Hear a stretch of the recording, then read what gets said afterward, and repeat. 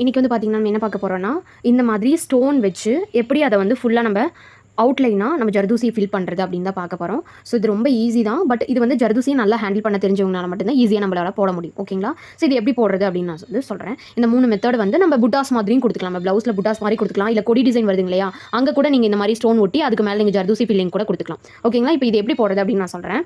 So இது இவ்வளோ பெரிய ஸ்டோனில் தான் போடணும்னு இல்லை. நான் வந்து உங்களுக்கு ஈஸியாக வரணும், கொஞ்சம் நல்லா நிறைய போடுற மாதிரி இருக்கும் அப்படின்றதுக்காக இது இவ்வளோ பெரிய ஸ்டோன் எடுத்திருக்கேன். நீங்கள் வந்து சின்ன சின்னது கூட நீங்கள் யூஸ் பண்ணிக்கலாம். ஃபஸ்ட்டு நம்ம ஜர்தூசி வந்து நம்ம நீடிலுக்கு எவ்வளோ சைஸோ அந்த சைஸ்க்கு ஏற்ற மாதிரி நம்ம வந்து கட் பண்ணிக்கலாம். ஃபஸ்ட்டு வந்து நம்ம ஜர்தூசி எடுத்துக்கிறோம். எடுத்துகிட்டு இங்கேருந்து ஸ்டார்ட் பண்ணிக்கிறோம். ஜர்தூசி வந்து ஹேண்டில் பண்ண தெரிஞ்சால் போதும். இது வந்து ரொம்ப ஈஸி தான்.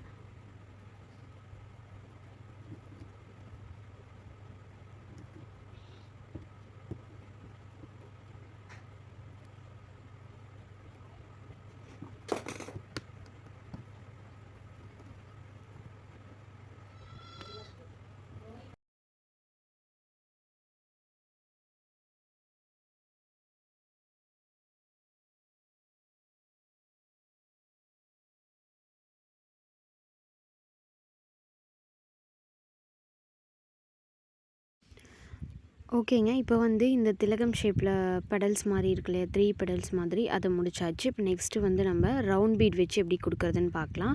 அதுக்கு வந்து ஃபஸ்ட்டு ஒரு ரவுண்ட் எடுத்துக்கோங்க. எந்த ரவுண்ட் வேணாலும் எடுத்துக்கோங்க. அதோடைய கார்னர் பாயிண்ட்லேருந்து நல்லா எட்ஜ் வரைக்கும், கார்னர் எட்ஜ் வரைக்கும் வந்து எடுத்துகிட்டு அதை வந்து ரவுண்டாக சுற்றி அதுலேருந்து கண்டினியூவாக அடுத்த ரவுண்டை சுற்றுற மாதிரி இந்த சிக்கு கோலம் அப்படின்னு சொல்லுவாங்க இல்லையா, ஸோ அந்த மாதிரி நம்ம வந்து கோலம் போடுற மாதிரி சுற்றி நம்ம கண்டினியூவாக கொடுக்குறோம். இதில் வந்து என்னென்னா, அதோடைய கண்டினியூவாக வர்றதை தாண்டி அடுத்த பக்கம் கொண்டு போகும்போது, அந்த ஸ்டோன் முடிச்சுட்டு அடுத்த பக்கம் கொண்டு போகும்போது, அதுக்கு முன்னாடி ஒரு செயினும் அதுக்கு பின்னாடி ஒரு செயினும் கொடுத்து கொண்டு வரும்போது நமக்கு வந்து தூக்கிட்டு இருக்காது. அந்த இடத்துல வந்து ஜர்தூசி தூக்கிட்டு இருக்காது. பாருங்கள், இப்போ வந்து நம்ம ஃபுல்லாக அந்த ரவுண்டு வந்து ஃபினிஷ் பண்ணுறோம்.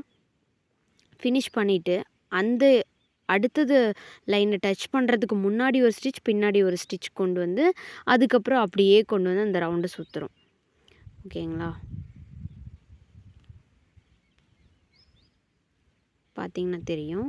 முன்னாடி ஒரு ஸ்டிச், அதுக்கு பின்னாடி ஒரு ஸ்டிச், அப்படியே கொண்டு வந்து அடுத்த ஸ்டோனுக்கு கொண்டு வந்து முடிக்கிறோம்.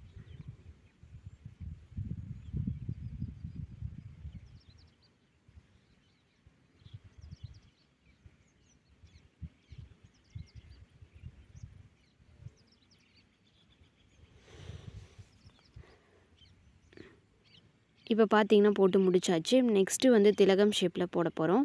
இதுவும் பார்த்தீங்கன்னா அந்த மாதிரி தான். க்ளூ வந்து நல்லா ஒட்டிக்கோங்க. ஒட்டிட்டு அதை சுற்றி தான் நம்ம கொடுக்க போகிறோம். ஸோ நல்லா ஒட்டலை, கொஞ்சம் வந்து கம்மியாக இருக்குது அப்படின்னா நம்ம அதுக்கு அடியே வந்து ஜர்தூசி போயிடும். ஸோ பார்த்து ஒட்டுங்க. சேம் இதுவும் அதே ப்ராசஸ் தான். பட் கொஞ்சம் பீடை மட்டும் தள்ளி ஒட்டிக்கோங்க. கொஞ்சம் கேப் இருக்க மாதிரி பார்த்துக்கோங்க. அந்த சாதி ஜர்தூசி வந்து போகிற அளவு கேப் இருக்க மாதிரி பார்த்துக்கோங்க. அப்போ தான் வந்து உங்களுக்கு போடுறதுக்கு கன்வீனியண்ட்டாக இருக்கும். ஓகேங்களா? இப்போ வந்து பார்த்திங்கன்னா அந்த திலகம் ஷேப் எப்படி வருமோ அதே மாதிரி ஸ்டைலில், அதே மாதிரி ஷேப்பில் வந்து நமக்கு கிடைக்கிற மாதிரி பார்த்துக்கணும். ஓகேவா? அதே மாதிரி பார்த்திங்கன்னா இந்த திலகம் ஷேப்பை அந்த உள் சைடை பார்த்த மாதிரி ஒட்டிக்கலாம், வெளி சைடு பார்த்த மாதிரி ஒட்டிக்கலாம். அது நம்மளை பொறுத்து தான். ஸோ அதனால்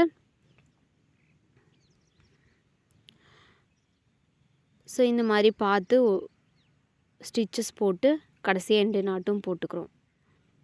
எந்த இடத்துல நம்ம ஸ்டார்ட் பண்ணமோ அந்த இடத்துலையே வந்து பார்த்திங்கன்னா நம்ம அழகாக வந்து ஃபினிஷ் பண்ணியாச்சு. ஸோ இந்த மாதிரி ஸ்டோன் மட்டும் கொஞ்சம் தள்ளி ஒட்டிக்கோங்க.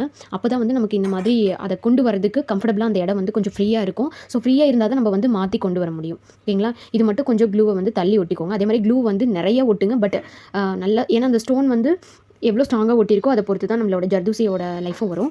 ஏன்னா நம்ம இதை ஒட்டி கொடுக்கறதுனால நம்ம இப்போ இந்த ஸ்டோன் கலந்துருச்சுன்னா அது அப்படியே டோட்டலாக வேஸ்ட் ஆகிடும். அப்படியே அந்த ஸ்டோன் வந்து கொஞ்சம் விட்டாலும் இந்த ஜர்தூசி அதுக்குள்ளே அடியில் போன மாதிரி போயிடும்.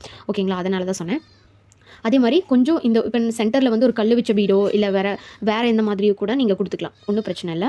இப்போ இதை சுற்றி வந்து நம்ம இந்த மாதிரி சென்டர்லேயும் பீடு வச்சு இந்த மாதிரி கொடுத்தோம்னா நம்ம அதுக்கும் அவுட்லைன் கொடுத்த மாதிரி ஆகிடும். ஓகேங்களா? கொடி டிசைன் ஒரு ப்ளவுஸ் வந்து பிரைடல் ப்ளவுஸ் போடுறீங்க, ஒரு கொடி டிசைன் போடுறீங்க அப்படின்னா அதுக்கு வந்து இந்த மாதிரி ஸ்டோன் ஒர்க் கொடுத்து இதே ஸ்டோன் தான் வாங்கணும்னு இல்லை, வேறு எந்த மாதிரியான ஸ்டோன் உங்களுக்கு பிடிச்சிருக்கோ அந்த மாதிரி நீங்கள் வாங்கிக்கலாம்.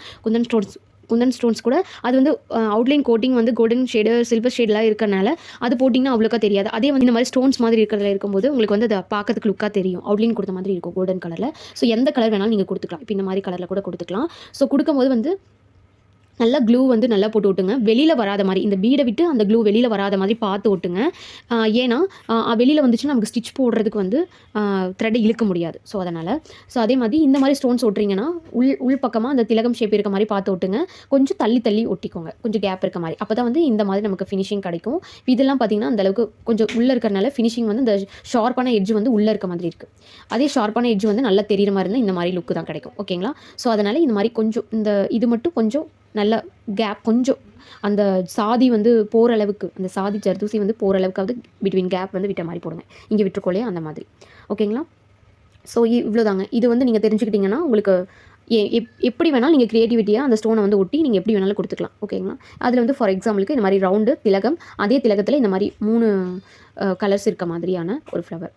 ஓகேவா? இந்த மாதிரி நீங்கள் கொடுத்துக்கலாம். நல்லாயிருக்கும். ஓகேங்களா? அவ்வளோதாங்க. இந்த வீடியோ முடிஞ்சது. நெக்ஸ்ட் வீடியோவில் பார்க்கலாம். தேங்க்யூ.